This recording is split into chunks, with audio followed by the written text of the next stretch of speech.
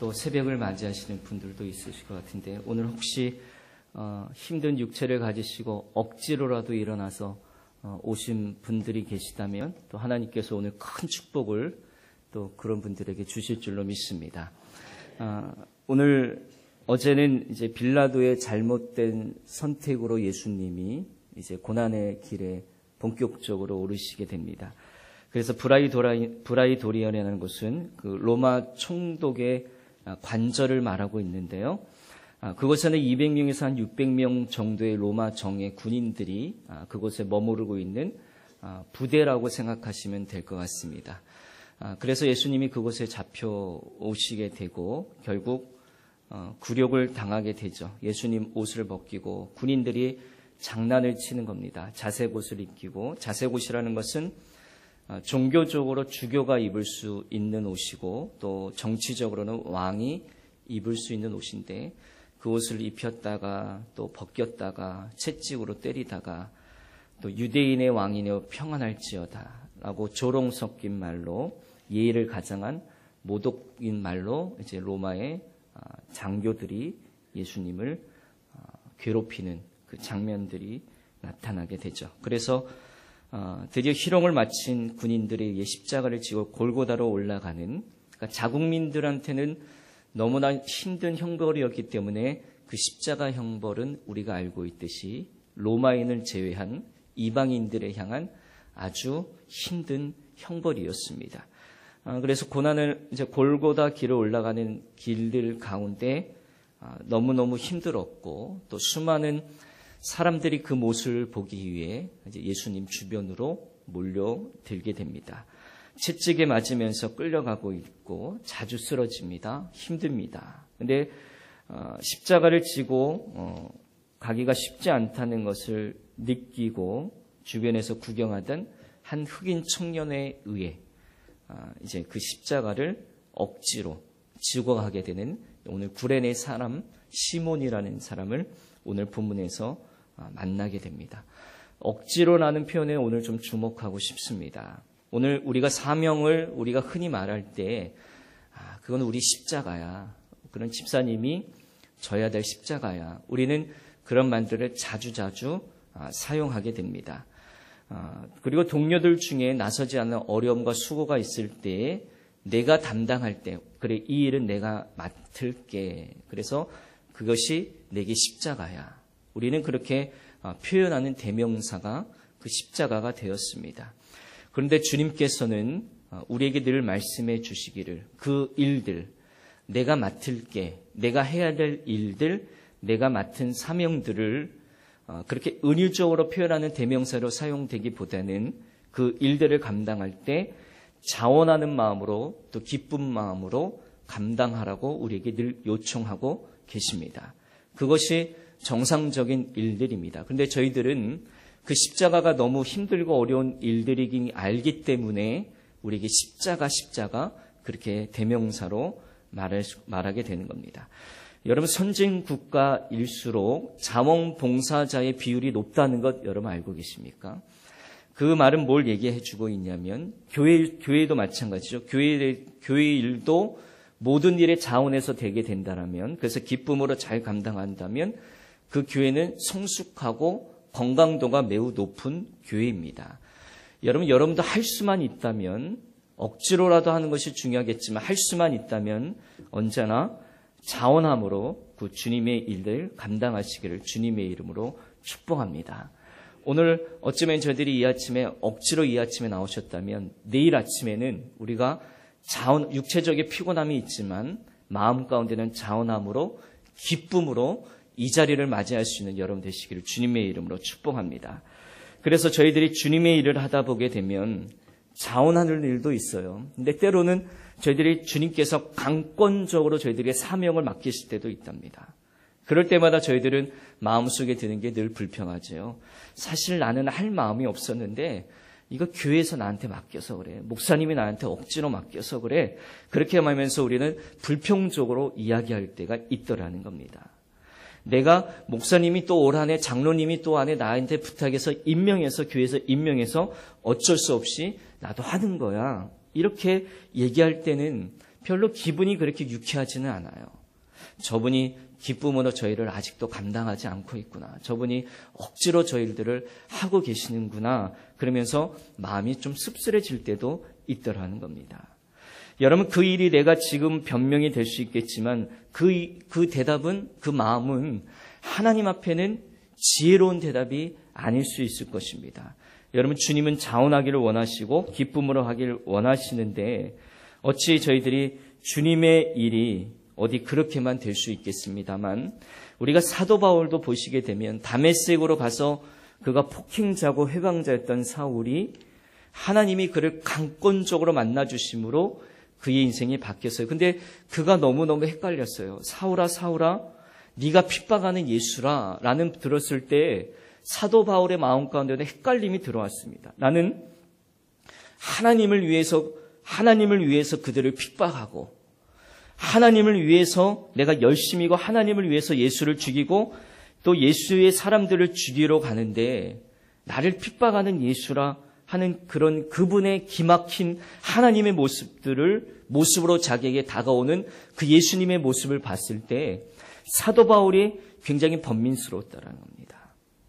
그래서 그가 그 후에 3년 동안이나 아라비아로 돌아가면서 그 부분에 대한 문제들을 놓고 기도하고 정리하더라는 거예요. 3년 동안이나. 예수가 하나님의 아들, 곧 우리 가운데, 이 땅 가운데 오신 우리의 구세주라는 사실을 그가 깨닫게 되고 인정하게 된 것이 3년이라는 세월이 흘렀다는, 그 후에 다시 돌아와서 사도의 역할을 하던 그가 되었다는 겁니다. 어떻게 이 일들을 세상적인 논리로 설명할 수 있습니까? 우리는 이러한 변화를 주님이 강권하신 급전적인 변화이다라고 우리는 말하고 있습니다. 우리가 늘 점진적으로 조금씩 한 걸음씩 변화되고 새로워지는 삶도 우리에게 중요하겠습니다만, 때로는 주님께서는 주님의 필요를 위해서 우리를 강권적으로 삶에 변화시킨다는 때가 있더라는 겁니다. 오늘 구레네 시몬도 마찬가지예요.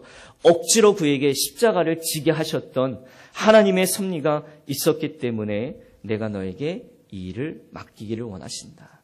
이런 강권적인 은혜가 우리에게 임하시는 것을 여러분들 우리가 그것을 느끼신다면 주님 앞에 억지로라도 순종하면서 또 자원하는 마음으로 주님 앞에 나갈 수 있는 저와 여러분 될 수 있기를 주님의 이름으로 축복합니다. 구레네 시몬이 이제 구경했다가 십자가를 지게 되었습니다. 그래서 주님과의 인연으로 맺은 관계 때문에 이제는 주님을 떠나서는 살 수 없게 되었다라는 겁니다. 여러분, 우리가 수없이 다양한 여러 모양의 일들을 통해 어떤 모양이로든지 주님을 만날 수 있는 기회가 되셔야 됩니다. 아내의 말을 듣고 그냥 어쩔 수 없이 교회에 나오셨던 우리 남성분들이 그때 예수님을 만나고 또 직분을 받고 사명을 감당하는 일들을 저희들이 얼마든지 많이 보게 되었습니다. 여러분, 우리 가운데 각자의 스타일이 있으세요. 그리고 삶의 이미지를 다 갖고 계십니다. 그러나 그 이미지와 삶의 스타일조차도 우리가 한 영혼을 구원하는 일들이라면 여러분, 그것조차도 저희들이 바꿀 수 있기를 여러분 부탁드립니다. 나는 이런 이미지인데, 나는 좀 지적이고 세련되고, 근데 내가 저 낮은 그룹들의 사람들과 내가 과연 어울릴 수 있을까? 어떻게 섞일까? 그렇습니까? 여러분, 나도 좀 못 배웠는데 내가 어떻게 저렇게 잘 배운 사람들과 내가 좀 어울릴 수 있을까? 내가 좀 부담스러워서 어떻게 어울릴까? 여러분, 우리 주님의 공동체 안에 포함되어지고 동참해야 될 유일하고 분명한 이유 하나는 우리 삶의 이미지 때문에 있는 게 아니에요. 우리 삶의 수준에 있는 게 아니라 우리가 이 사역에 동참하고 우리가 함께 모이고 구역으로 모이고 어떤 속으로 모이고 결국 공통적인 목적과 이유는 나와 맞는 사람을 찾고 나와 교제하는 사람을 찾는 게 아니라 한 영혼이라도 구원하고자 하는 목적이 그 모임 가운데 들어가 있다는 겁니다. 이 목적을 잊어버려서는 안 되고요. 한 영혼을 구원하는 일이라면 내가 얼마든지 낮출 수도 있고요. 내가 얼마든지 높일 수도 있고요. 내 성격과 내 스타일에 맞지 않는 사람, 맞는 공동체를 찾아다닌다고 하면 아마 그거는 주님 오시는 날까지 굉장히 좀 어려울 것 같아요. 어찌 나와 꼭 맞는 사람과 공동체를 이룰 수 있겠느냐는 것이에요. 주님은 우리에게 어떤 모양이라도 주님을 만날 수 있는 기회를 오늘 저희들에게 찾고 계신다라는 겁니다. 책 중에 영혼을 위한 닭고기 스프라는 그런 책에 이런 글이 있었습니다. 어느 여성 운전자가 이제 톨게이트를 지나면서 돈을 주고 표를 끊게 되는데 한 장을 끊는 게 아니라 7장이나 그 매표에게 끊어달라고 그럽니다. 그래서 그 직원이 이상해서 한 장은 물어보니까 한 장은 제 거고 6장은 제 뒤에 따라오는 6대의 차량이 겁니다. 그렇게 말하는 거예요.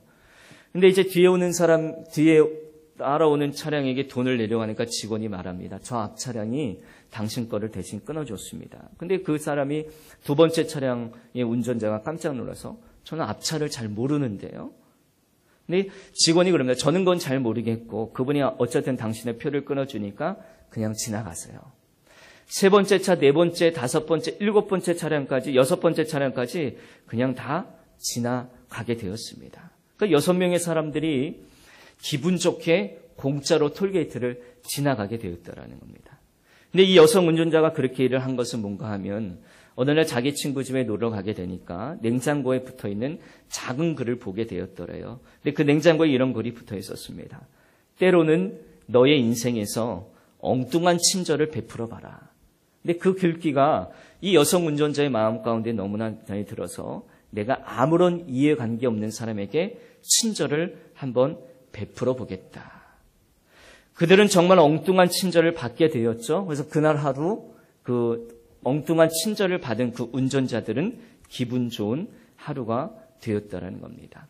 여러분, 저희가 아는 사람에게 친숙하고 친절을 베푸는 일들은 익숙합니다만 전혀 관계없는 이들에게 우리가 사랑을 베푼다는 일들은 쉬운 일이 아니더라는 겁니다. 주님께서 정치적인 선택으로 인해 십자가를 지게 되셨던 그가 이제 십자가를 올라가시는 가운데 억지로 십자가를 진 구레네 시몬과의 사람과의 만남이 있었습니다. 물론 대화가 없었습니다. 그리고 다른 어떤 특별한 내용도 없었습니다. 근데 그로 인해서 십자가의 주님이 누구인가를 알게 되고 그는 스스로 십자가를 위해 평생을 살아가는 인물이 된 것을 저희들이 로마서 말씀을 통해서 알게 되더라는 겁니다. 어느 철도원의 이야기, 이것이 예전에 영화로도 나온 굉장히 유명한 동영상의 이야기인데 이제 철도 입구에서 기차가 원만하게 지나갈 수 있도록 그 다리를 담당하는 어떤 사람이 있었습니다. 근데 하루는 자기 아들이 찾아와서 기분 좋게 아들과 함께 점심을 먹고 그 아들이 그 철도가 지나가는 철길에서 놀고 있었습니다. 근데 조금의 배가 지나갈 시간이 되어서 그 기아로 이제 철교를 배를 지나가기 위해서 다리를 올렸습니다. 그리고 배가 지나간 후에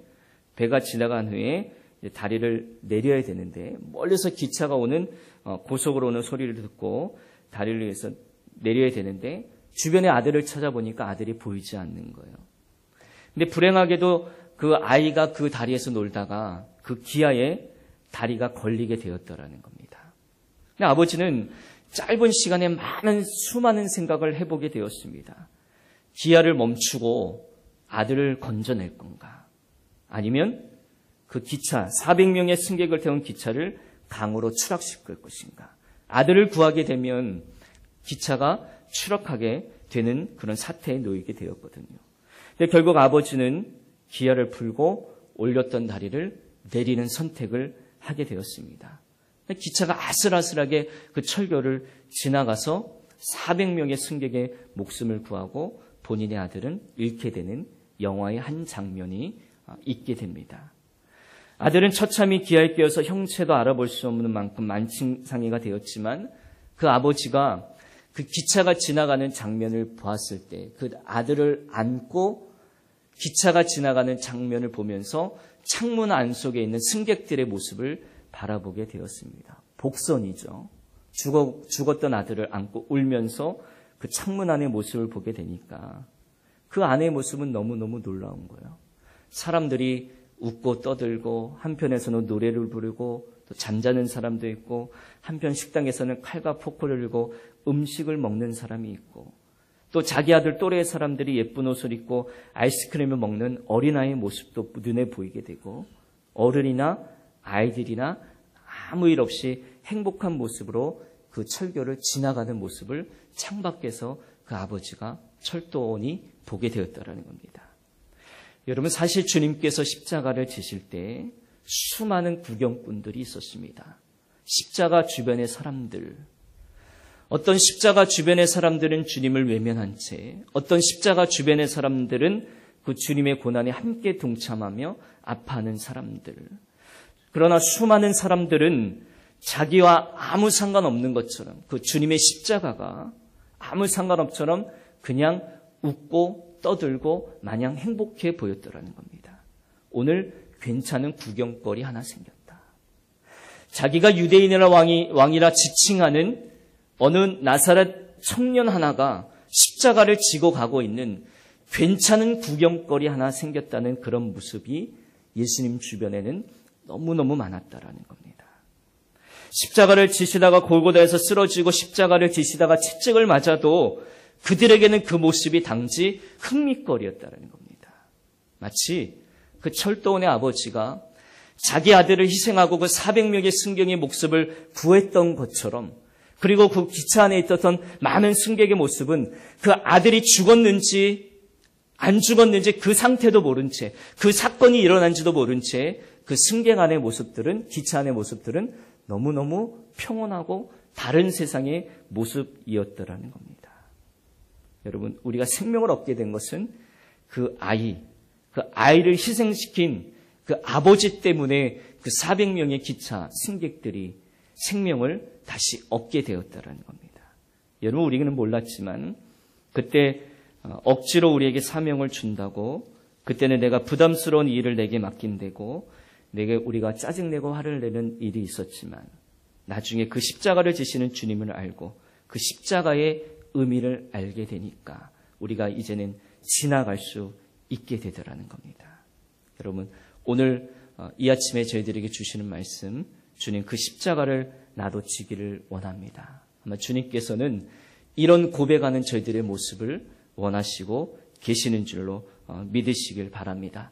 때로는 강권하시는 은혜가 우리를 힘들게 만들 수 있는 겁니다. 때로는 우리를 힘들게 할 수 있지만 그 강권적인 은혜를 저희들이 억지로라도 잘 감당하며 그 십자가를 내가 지겠습니다. 그러면 주님은 역전의 은혜를 우리에게 허락하여 주실 줄로 여러분 꼭 믿으시길 바랍니다. 그래서 우리가 놀라운 주님의 은혜에 이 역전의 감격을 맛보는 또 여러분의 삶이 되시기를 주님의 이름으로 간절히 축원합니다. 기도하겠습니다.